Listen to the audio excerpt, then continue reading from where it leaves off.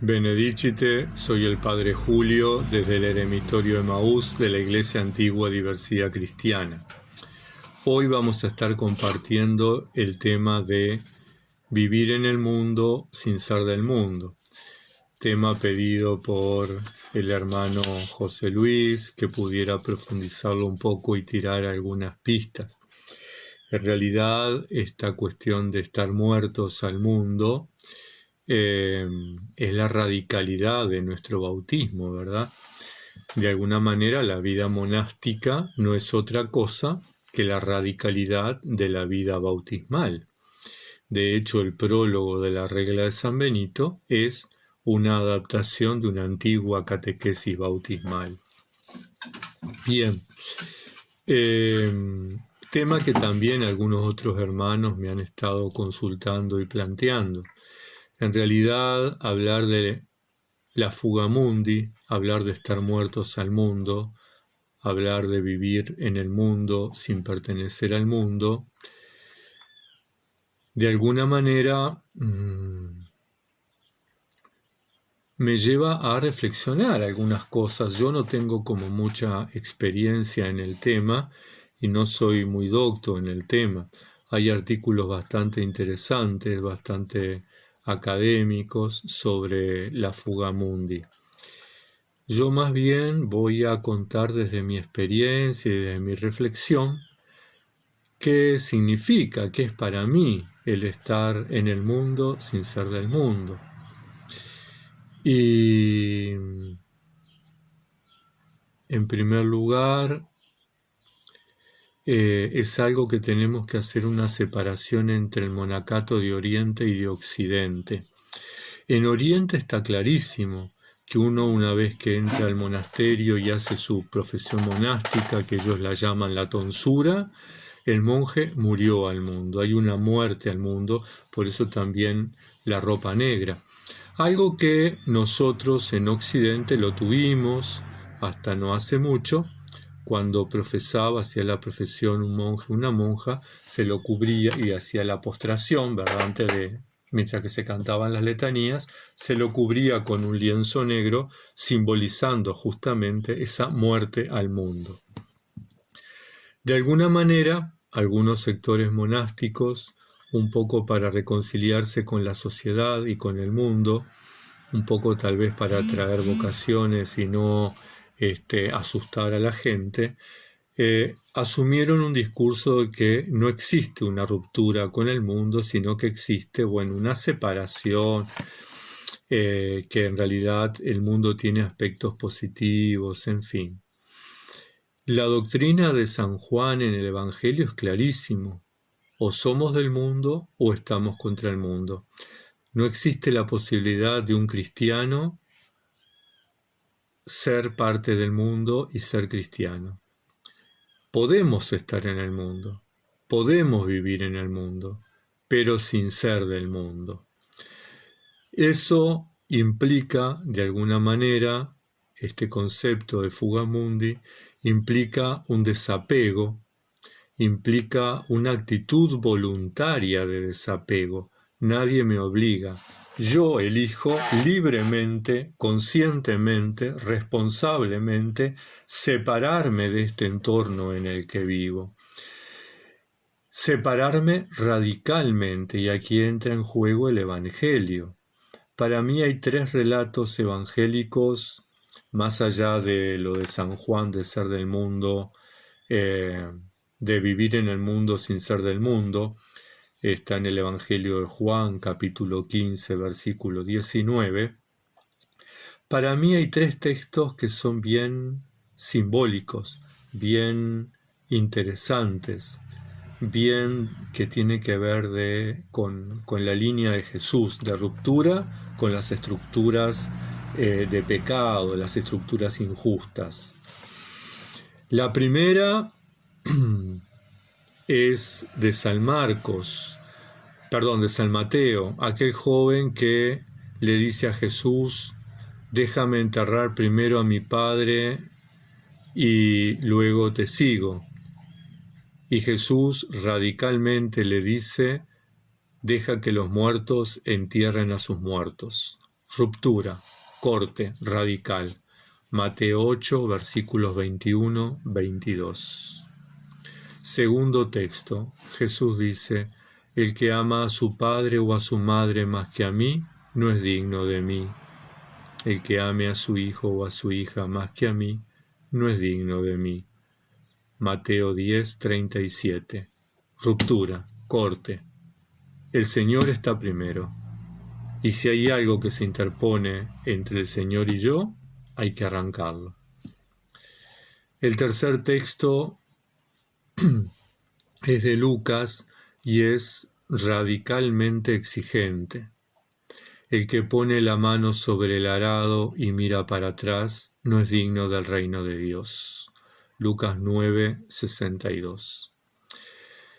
De alguna manera, la fuga mundi implica tomar esa decisión de ruptura y mantenerse firmes, mantenerse fieles en ese camino de renuncia constante al mundo, a las estructuras del mundo. Renuncia y denuncia, porque con mi separación del mundo estoy diciendo que yo no comparto estas estructuras, estoy diciendo que yo no me siento parte y no me siento representado por esta estructura de pecado. De alguna manera, este concepto de fuga mundi lo vivió San Antonio Abad cuando escuchó aquel relato de Marcos 10, 37 al 31, el joven rico. Anda, vende lo que tienes, dáselo a los pobres, luego ven y sígueme. Y es que el Evangelio de Jesús no es para mediocres. El Evangelio de Jesús no es para medias tintas. El Evangelio de Jesús no es para gente tibia. Y con eso no estoy diciendo que yo no sea mediocre y no estoy diciendo que yo sea una persona súper comprometida. Estoy diciendo que yo caigo, me levanto, caigo, me levanto, caigo, me levanto, caigo, me levanto, caigo, me levanto, vuelvo a empezar. Pero mi ideal es es el de la renuncia a todo aquello que me impide estar con el Señor que me ha llamado y con el Señor a quien amo y a quien quiero seguir.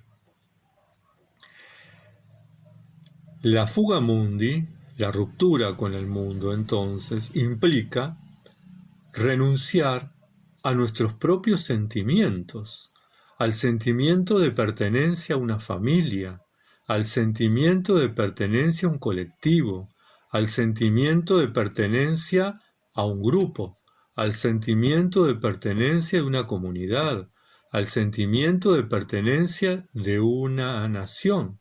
¿Por qué? Porque por encima de todo eso está el Señor y está esa decisión de querer seguirlo, está esa exigencia radical. Vende lo que tienes y dalo a los pobres. Deja que los muertos entierren a sus muertos. Si lo amás a ellos más que a mí, no sos digno de mí. Esta posición, en realidad, nos exige un desprendimiento total, un desprendimiento como la viuda pobre del Evangelio del domingo pasado, ¿verdad? Darlo todo.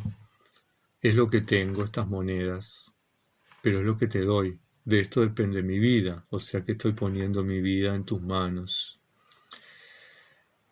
No existe la posibilidad de medias tintas, no existe la posibilidad de reservarme algo por si me va mal. El Señor me exige todo o nada. Y renunciar al mundo implica eso. Yo no puedo renunciar por partes, yo no puedo renunciar a unas cosas sí y a otras no. El mundo de por sí, el mundo del Evangelio, el mundo de la teología joánica, ¿verdad? Me pone en una situación de combate, de lucha, entre los valores del reino y los valores del mundo. Y los valores del mundo no es el amor, no es la solidaridad, no es la justicia, no es la equidad.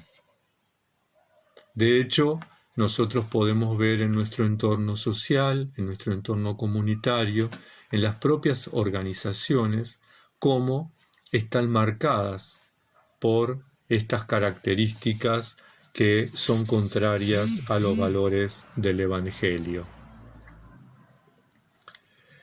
Yo, pensando siempre durante muchos años sobre estos textos, para mí el más fuerte es el de Lucas. Siempre pensar, poner la mano en el arado y mirar para atrás. Yo no sé si todos tienen idea de cómo se ara con caballo, pero yo durante todo mi postulantado y gran parte de mi noviciado estuve asignado a la huerta en el monasterio con un hermano mayor ya, muy viejito, pero con mucha experiencia en el campo, y fue quien me enseñó a arar con arado de mancera, un arado de mano que lo lleva el caballo. Y al comienzo yo guiaba el caballo y él llevaba el arado. Cuando empecé a agarrarle la mano, él guiaba el caballo y yo guiaba el arado. Y yo tenía que mirar bien entre las patas del caballo porque esa era mi línea. Si miraba para atrás, evidentemente me torcía. Pero llegó un momento en que el hermano me dijo, bueno hermano, ahora tiene que arar usted solo, tiene que aprender usted solo. Me puso las riendas del caballo en el cuello, me puso el arado en las manos y me dije, bueno, adelante.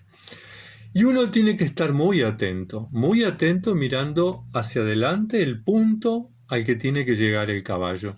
Y las manos muy firmes porque voy abriendo el surco donde voy a sembrar y el surco tiene que ser derecho. El Señor Jesús ciertamente fue muy atento a la gente de su tiempo, porque si uno pone la mano sobre el arado, si uno se pone a arar y mira hacia atrás, al mover la cabeza tuerce la dirección del caballo, le da al caballo la orden de que vaya para otro lado y el caballo ya no va hacia el punto que yo había mirado, va hacia el punto hacia el que torcí la cabeza. Y tras el caballo voy yo con el arado. Por lo tanto, nunca voy a llegar a mi destino. Para mí esa fue una enseñanza muy fuerte porque pude unir la vida cotidiana con el Evangelio de Jesucristo y pude entender a qué se refería el Señor cuando planteaba esto tan radical. Y entonces ahí empecé a jugar en mi cabeza con dos palabras, lo alternativo y lo alterativo. Yo creía en un mundo alternativo, en una sociedad alternativa. Creía que podía haber otra iglesia, que podía haber otra sociedad, que podía haber otra cultura. Pero para que eso suceda, no solo se necesita la voluntad de una persona, no solo se necesita la gracia de Dios, se necesita la voluntad de muchos. Y entonces constaté que no muchos quieren que estas estructuras cambien, no muchos quieren otro mundo, no muchos quieren otra iglesia, no muchos quieren otro cristianismo. Y entonces el mundo alternativo a este injusto se me vino abajo. Y ahí dije, dos opciones, o me uno a la mayoría o genero una alteración. Y ahí empecé a jugar con el concepto alternativo-alterativo. Yo puedo alterar mi entorno, no puedo alterar lo que pasa en el mundo, no puedo alterar lo que pasa en la iglesia, pero sí puedo alterar mi entorno. Yo puedo ser radical, yo puedo seguir a Jesucristo radicalmente, yo puedo romper con el mundo, dejar de ver la televisión, dejar de escuchar música en la radio, dejar de entrar a internet cada vez que la internet está ahí y se me ocurre que tengo que entrar.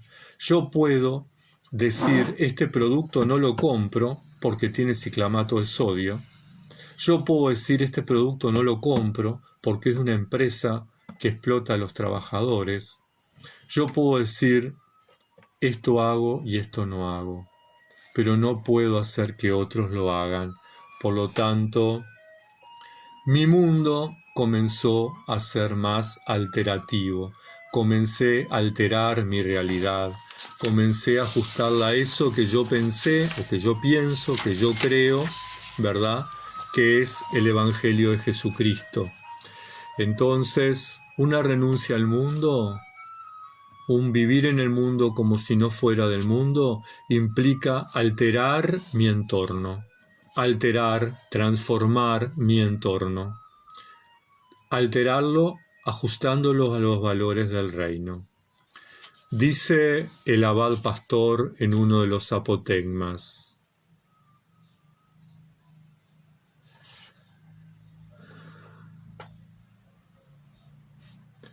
el hombre necesita dos cosas. Puede librarse de este mundo. El abad pastor dijo: si el hombre actúa sobre dos cosas, puede librarse de este mundo. Y un hermano le preguntó: ¿qué cosas son, padre? Y el anciano le respondió: el bienestar y la vanagloria. Dos cosas que este mundo nos convence, de esas dos divinidades, nos hace pecar de idolatría, ¿verdad? El bienestar.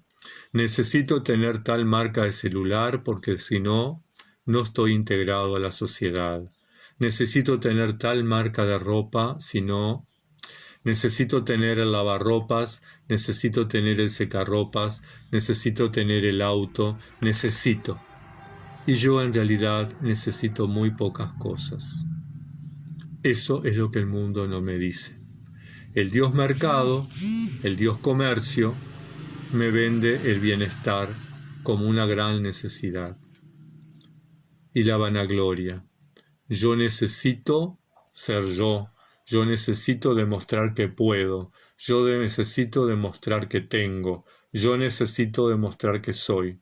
Yo no necesito nada de eso. Lo único que necesito es estar convencido de que yo puedo, de que lo único que tengo es al Señor y a mí mismo, y que eso es suficiente para mi felicidad, para mi realización como persona, para mi dignificación como ser humano.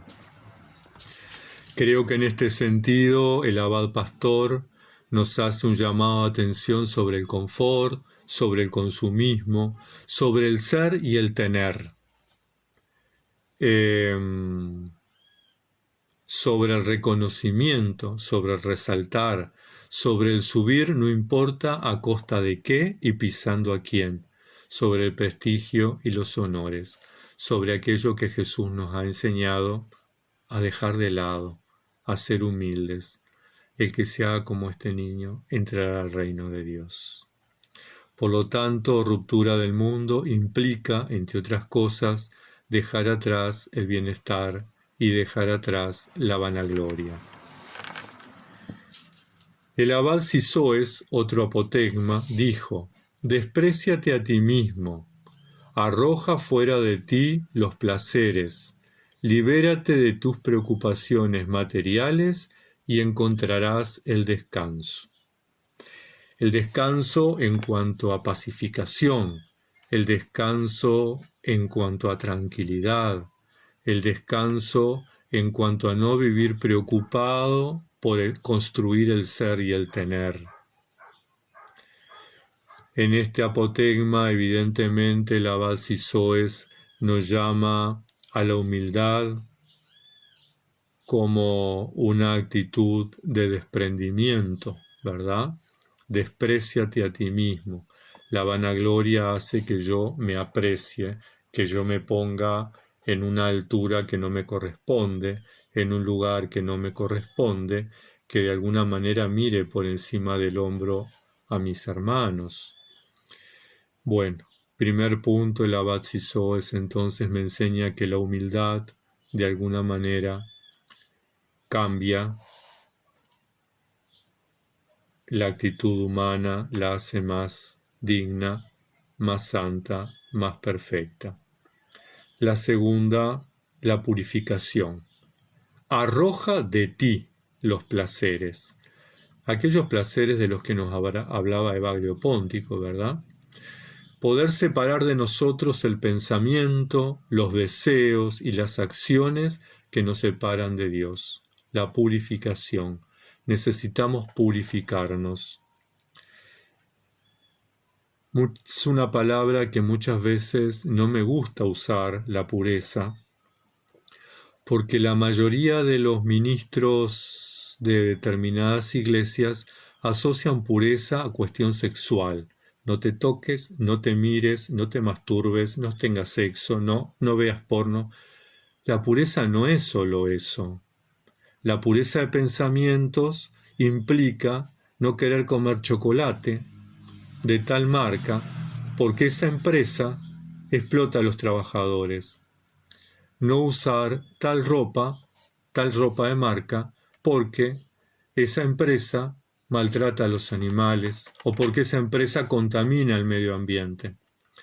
La pureza va mucho más allá de los aspectos sexuales, y pobre de nosotros cristianos si dejamos la pobreza limitada a lo sexual. Seremos pobres desgraciados, porque seremos seres impuros toda la vida, porque la pureza tiene que ver con el corazón, tiene que ver con los pensamientos, tiene que ver con las acciones, tiene que ver con los deseos. El tercer punto que nos habla el Abad Sisoes es sobre la pobreza. Libérate, libérate. Y la pobreza no es solo aceptar una pobreza material, implica una pobreza también del entorno, una pobreza de todo lo que me ofrece el mundo. ¿Por qué? Porque de alguna manera tampoco es riqueza. Eso que me ofrece el mundo me hace esclavo. Comprar cada año una computadora nueva, cambiar el auto cada 2 años, vestirme como se viste el mundo, porque de alguna manera eso me hace incluido. Eso no es el mundo.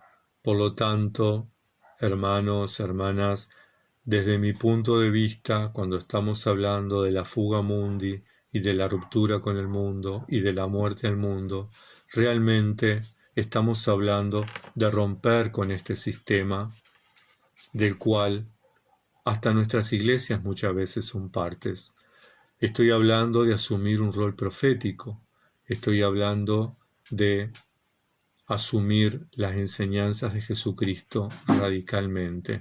Estoy hablando de poner la mano sobre el arado, fijar la meta y correr hacia esa meta. Correr hacia esa meta. Porque ahí es donde vamos a ser dignificados, ahí es donde vamos a ser planificados.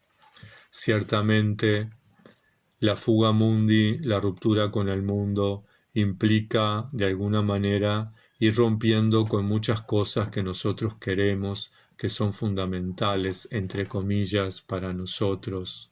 Implica de alguna manera una separación o un quiebre con afectos de amistades, de familiares, de cosas queridas, de seres queridos.